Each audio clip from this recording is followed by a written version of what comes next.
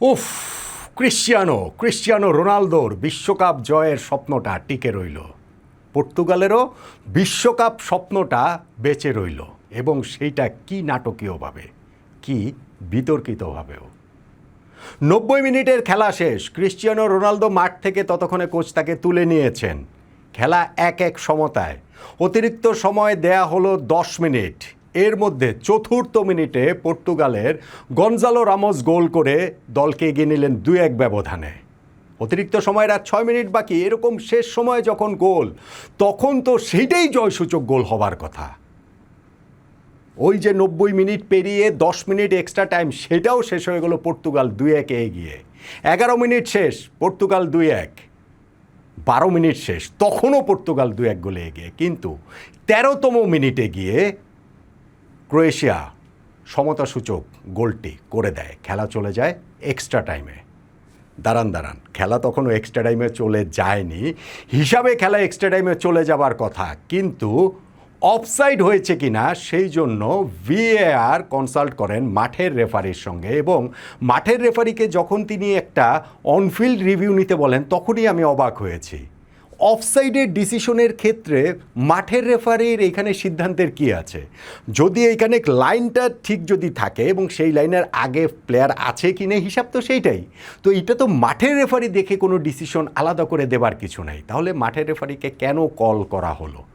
এই জায়গাটাতেই হচ্ছে গিয়ে রেফারির ইন্টারপ্রিটেশন। এই জায়গাটাতেই হচ্ছে গিয়ে আইন যে সব কিছু কাভার করে না, কিছু যে এখনও রেখে দিয়েছে মানুষের জন্য, রেফারিদের জন্য, এইখানটাতেই ছিল সেই ব্যাপারটা।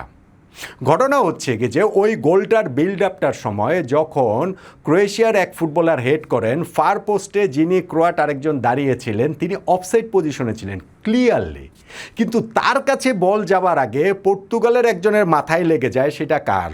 ভেগার মাথায় মনে হয় বলটা লেগে যায়।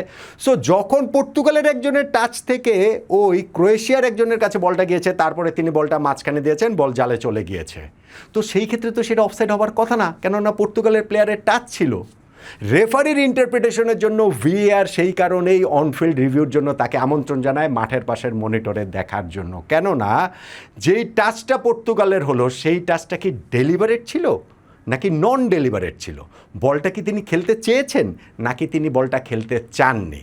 এবং তারপরে যখন রিপ্লেটা দেখালো, বোঝা গেল যে তিনি মাথাটা নিচু করে ফেলেছিলেন, বলটা তিনি খেলতে চাননি।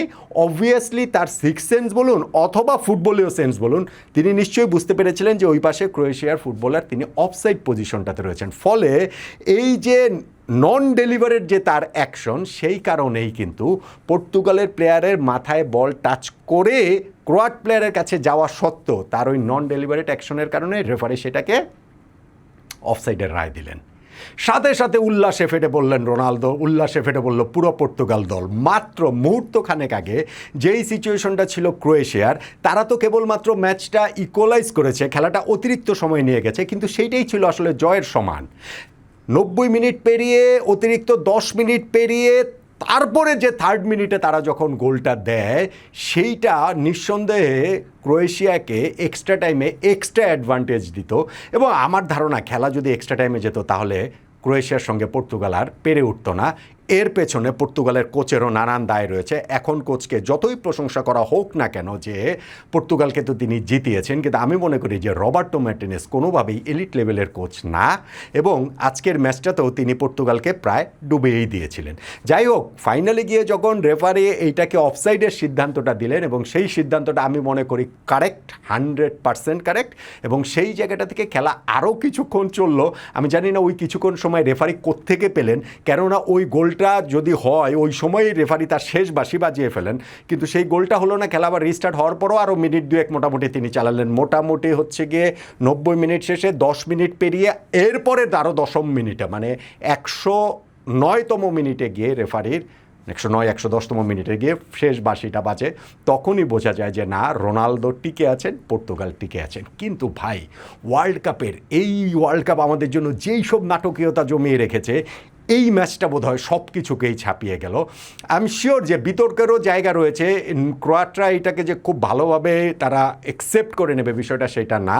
আর আজকে পর্তুগালের ক্রিশ্চিয়ানো রোনালদোর যেমন বিশ্বকাপটা কন্টিনিউ করছে, একই সঙ্গে আরেক লেজেন্ড ক্রোয়েশিয়ার লুকা মডরিচ, যিনি তার দলকে নিয়ে গত 2টা বিশ্বকাপে একটা সেমিফাইনাল একটা ফাইনাল পর্যন্ত তুলেছিলেন, তার পথ চলাটা তো থেমে গেল। সেই হিসাবে ফুটবল বিশ্বের জন্য একটুখানি ট্র্যাজিক তো বটেই। এখন সেই ট্র্যাজেডি যে কারো ক্ষেত্রেই হতে পারতো, হয় রোনালদো অথবা মডরিচের পথ চলাটা আজকে থেমে গেল।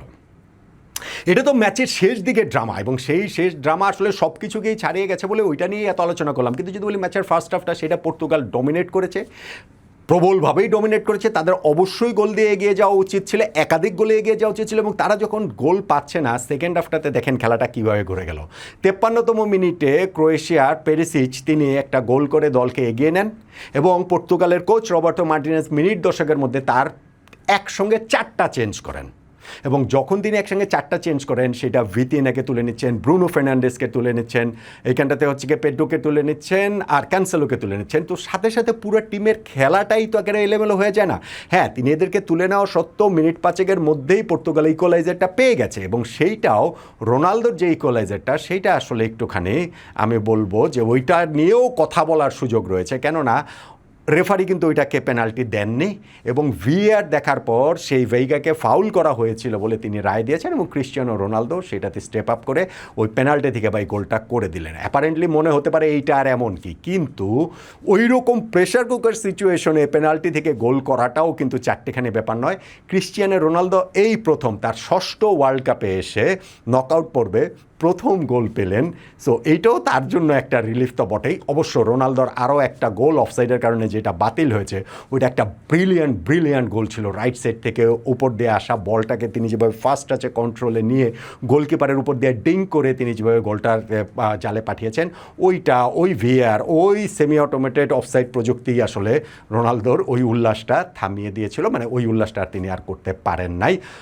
অন্যদিকে ক্রোয়েশিয়াও অনেক সুযোগ পেয়েছে। ক্রোয়েশিয়াও কিন্তু ওই কী বলা চলে যে তাদের পোস্টে তারা বা ক্রসবারে তারা মেরেছে, অনেকগুলো তারা ক্লিয়ার চান্স মিস করেছে। রাফাল্লিও একটা পোস্টে আসলে হিট করেছিল পর্তুগালের। সো সব কিছু মিলে খেলাটা যখন মনে হচ্ছিল যে ক্রিশ্চিয়ানো রোনালদোর শেষটাকে আমরা দেখে ফেলছি কিনা, 81তম মিনিটে কোচ যখন রোনালদোকে তুলে নিলেন এবং তার জায়গায় রুবেন নেভেসকে পাঠালেন, ভিজিবিলি দেখা যাচ্ছিল যে রোনালদো হ্যাপি না, তিনি উঠে যেতে চাইছেন না, কিন্তু কোচ তো বলেছেন তাকে তো উঠে যেতেই হবে। এবং তখনই কমেন্টেটররা বলাবলি করছিলেন, এই কি আমরা ক্রিশ্চিয়ানো রোনালদোর শেষ দেখছি কিনা, স্পেশালি সেকেন্ড হাফটাতে যেমন ডোমিনেট করে খেলেছে ক্রোয়েশিয়া, এবং সেটা পর্তুগাল কোচ তার ওই একসঙ্গে 4টা সাবস্টিটিউট করার কারণেই পর্তুগালের পুরো খেলার রিদমটা নষ্ট হয়ে গেছে। এইটা আমি অবশ্যই মনে করি। তো রোনালদোর এটা শেষ কিনা ওই আলোচনার জায়গাটা ছিল, কিন্তু শেষ পর্যন্ত গিয়ে ওই নাটকীয়তার কারণে রোনালদোর বিশ্বকাপটা টিকে রইল। গনজালো রামোস 94তম মিনিটে যেই গোলটা করেছেন, সেটাও একটা দুর্দান্ত গোল। লেফট সাইড থেকে রাফালিওয়ের ক্রস, সেইটা 2 ক্রোয়াট ডিফেন্ডারের মাঝখান দিয়ে একেবারে টিপিক্যাল নাম্বার 9-এর মতো হেড করে তিনি বলটা জালে জড়িয়ে দিচ্ছেন, এবং তখন তো মনে হয়েছিল এটাই যথেষ্ট নাটকীয়তা 94তম মিনিটের গোলে। তারপরে যে এই ঘটনাটা 113তম মিনিটে ক্রোয়াটদের গোল, 115তম মিনিটে গিয়ে ভিআর দেখে সেটা বাতিল করা, 103তম মিনিটে ক্রোয়াটদের গোল, 105তম মিনিটে ভিআর দেখে বাতিল করা, এবং 109তম মিনিটে গিয়ে ফাইনালি গিয়ে শেষ বাঁশি বাজা। এই বিশ্বকাপ কিন্তু আমাদের হার্টের পরীক্ষা নিচ্ছে প্রবলভাবেই, একের পর এক রোমাঞ্চকর ম্যাচে, স্পেশালি এই নকআউট পর্বে। ক্রিশ্চিয়ানো রোনালদোর এবং পর্তুগালের স্বপ্নযাত্রাটা টিকে রইল অন্ততপক্ষে আরও এক ম্যাচ। হতে পারে সেটাই শেষ ম্যাচ, কেননা রাউন্ড অফ 16-এ এখন পর্তুগাল খেলবে স্পেনের বিপক্ষে।